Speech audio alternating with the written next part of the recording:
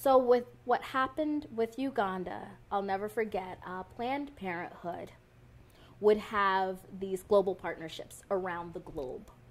And the purpose was to form these partnerships and find out more about family planning in other parts of the world, trade lessons, and then as a part of that, there would be a switch off. So they would host a delegation from the U.S., and then at some point there would be a delegation from that given country, depending on who the affiliate was, that would host them here.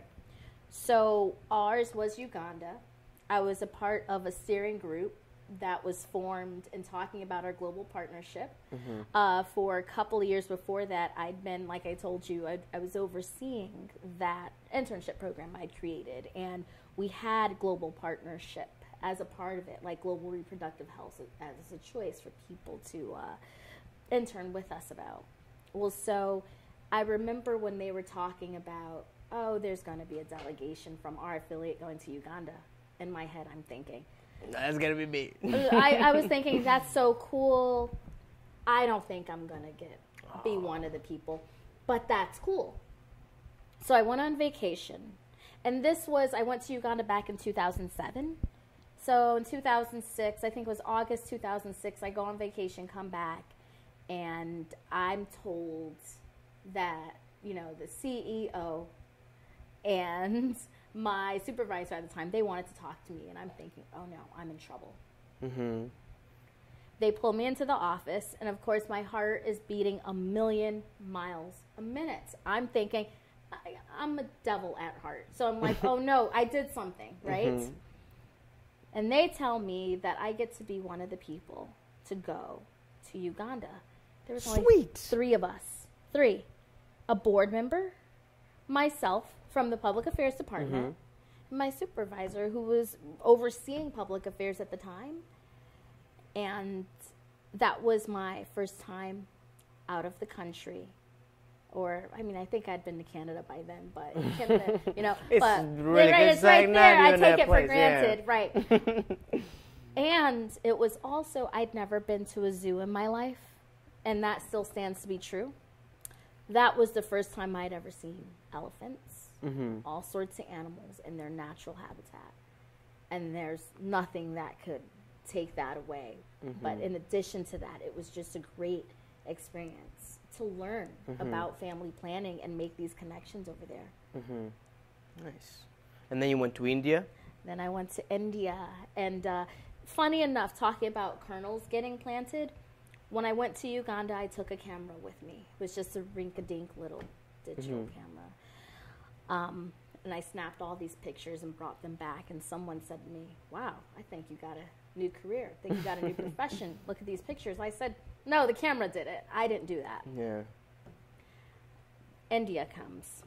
And it was something, it was very interesting. That was interesting in and of itself. I was newly married at the time. So all this craziness. We both didn't have any jobs. All the things that people probably wouldn't do. Like if you have no jobs, you probably wouldn't be going to book a plane ticket to go somewhere. But we did.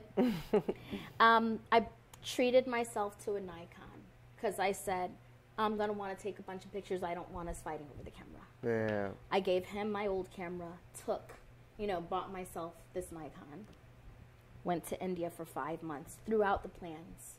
I was going to do yoga certification. I quit as soon as I got there, before I even got enrolled. I was like, I'm not going to do this. Came back, 5 months, rode trains, planes, automobiles, had a rickshaw accident. It was pretty intense. Yeah. Rode an elephant. All this craziness. Was there a wild elephant? Or was just like well, it wasn't wild, but it was very scary because they're known for flipping over cars and on the road to Dehradun. Oh, just because? Well, they come out of, they're coming out of the forest and they, the story is they flip over cars. So while I was riding this elephant, I'm just so scared. So here I am in India, wild, crazy.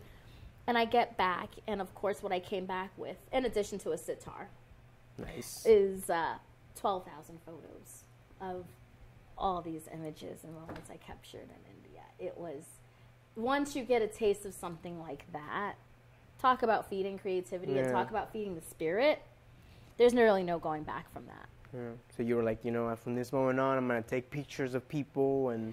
It was like, it just sort of, I've always been in love with images ever since, even when I was a little girl. And in undergrad, when we were reading stories, you know, Margaret Mead's adventures with different tribes and things as a cultural anthropologist, I wanted to do that. I'm not going to say that it's off the table. Who knows? But I always, National Geographic, all these different images, worlds, other worlds, I think that's what I connected with. You know, I couldn't put the camera down. I still don't put the camera down. I would say India definitely was a catalyst for so many things, including, you know, falling in love with photography. Nice. Also, she's taken pictures of me. Yeah. And they're pretty cool. I wish I could Yes. show them to you. Yeah. But I can't do it. But I can appear it right here. See this picture? She took that picture of me. And not only she did take a picture of me, but then I decided it would be even cooler if I did this. And as you can see, this is a picture of like the world is ending, and this is what she did. Now let's throw it away. But anyways, yeah, thank you for taking those pictures of me. Of course. Now let's go back to my little notebook of things. All right, so you went to college for sexuality and Women, gender, and sexuality for undergrad, and graduate degree is business. So I have a business degree. nice. So how or do you see some? I feel like sometimes sexual energy is very creative, or like it kind of Yep. brings. I agree. From that. Do you see that kind of connection? Of course. I think I actually used very sensual language in my recent storytelling about what's seducing you. Last month, I had a conversation with a friend who's in Pakistan, and we were messaging back and forth, and he said, "Tell me about the last time you were seduced." That is very sexual charged and very sensual question. And so I thought about it, and I said, actually, as I thought about that, I don't think I ever answered his question, but it became a post on Wildly Creative. When I was 15 years old, my parents did not talk to me about the so-called, I hate that term, birds and bees, but you know, it's a phrase that people tend to use. They didn't talk to me about those things. They didn't talk to me about relationships. So I had to put the pieces together. I'd steal my mother's romance novels, hide them under my bed. There would be all these different stories I'd come across, you know, including Cleopatra unrolling out of that carpet to, you know, lure someone. I put it in my head that I wanted to seduce the world. At the time, as a 15-year-old girl, and then budding into a 21, 22, 23-year-old, you have no concept of what that really means. Yeah. What it became was a tie to the creative. What I sought to do, and how I can put it now more eloquently, I sought to seduce and be seduced by life. Anything that was calling to me, anything that I might usher in, an invitation, if you will. So I answered his question basically. I probably should tell him. He prompted this post, this story I shared about how once 15-year-old me wanted to be a seductress. I still aim to, as in the way of inviting people in creatively. I think we all should aim to be seduced and be seducers through that which we create. Doesn't mean that you have to be, you know, the next Beethoven. It doesn't mean that you're going to write the next great novel. What it means is you let even something as simple as, I don't know, a nighttime sky or air blowing across your skin just sweep you away into a moment And I know that as life happens, as all these people say, it's difficult to let that happen, but maybe leave room to be seduced. And so to answer your question about sexual energy, we are sexual beings throughout our whole lifetimes. It's even in our expression of what we present to the world, who we are inside, how we engage with each other. It's with us. Mm-hmm. So it's not always a negative thing, which is, of course, a stigma in our culture. And I think there's a lot more work that needs to be done even talking about that. But there is a tie to the creative. And, of course, as we know, famous stories of creativity and sexuality blurring together. Yeah. And not always nice, neat, packaged ways.